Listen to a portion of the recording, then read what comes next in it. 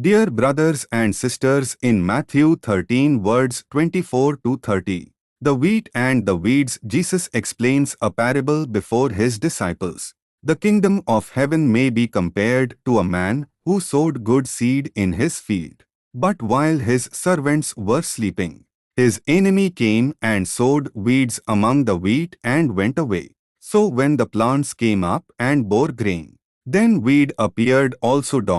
And the servants of the master of the house came and said to him, Master, did you not sow good seed in your field? How then does it have weeds? He said to them, An enemy has done this. So the servants said to him, Then do you want us to go and gather them? But he said, No, lest in gathering the weeds you root up the wheat along with them. Let both grow together until the harvest. And at harvest time I will tell the reapers, Gather the weeds first and bind them in bundles to be burned, but gather the wheat into my barn. In Matthew chapter 13 words from 36 to 42, Jesus' disciples came to him saying, Explain to us the parable of the weeds of the wheat field. Jesus answered, The one who sows the good seed is the Son of Man. The field is the world, and the good seed is the Son of the kingdom. The weeds are the sons of the evil one, and the enemy who sowed is the devil. The harvest is the end of the age, and reapers are angels. Just as the weeds are gathered and burned with fire, so will it be at the end of the age. The Son of Man will send his angels, and they will gather out of his kingdom all causes of sin and all lawbreakers, and throw them into the fiery furnace. In that place there will be weeping and gnashing of teeth. Dear brothers and sisters, Jesus Christ did not tell this parable to disciples or farmers alone. He told it for every individual Christian, believers, church people.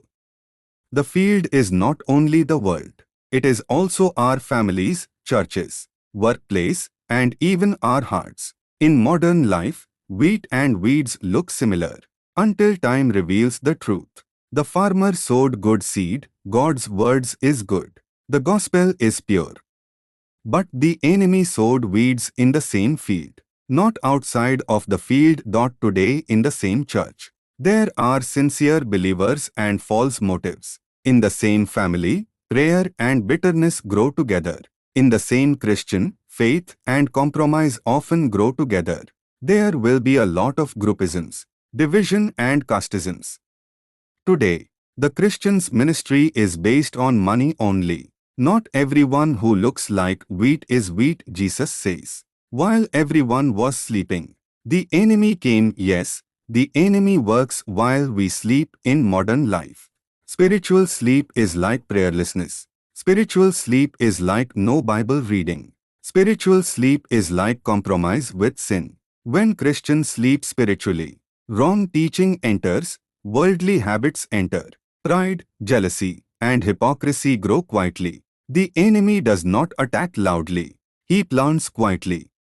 Why does God allow both to grow? The servant wanted to remove the weeds immediately, but the master said, No, you may uproot the wheat also. This speaks to modern Christians who are judged too quickly, cancel people too fast, divide church over small issues. The certain harvest, a serious warning. Yes, the harvest is coming, not maybe, but surely. At harvest, wheat is gathered into the barn, but weeds are separated and burned. In modern terms, church attendance will not save. Christian names will not save. The ministry title will not save. Only fruit-bearing faith will be saved. Until the harvest. Be patient. Be faithful. Be real wheat. Don't ask, who is the weed? Ask, am I bearing fruit for Jesus Christ? In a modern church with people worshipping, some praying sincerely but some distracted, Bible placed on a table beside a mobile phone showing social media. When a Christian believer kneels in prayer while temptations surround him, wheat and weeds growing together under the same sunlight. In God's field, wheat and weeds growing together for a season, but eternity will separate them. Thank you. I am Tamil Selvan. Amen.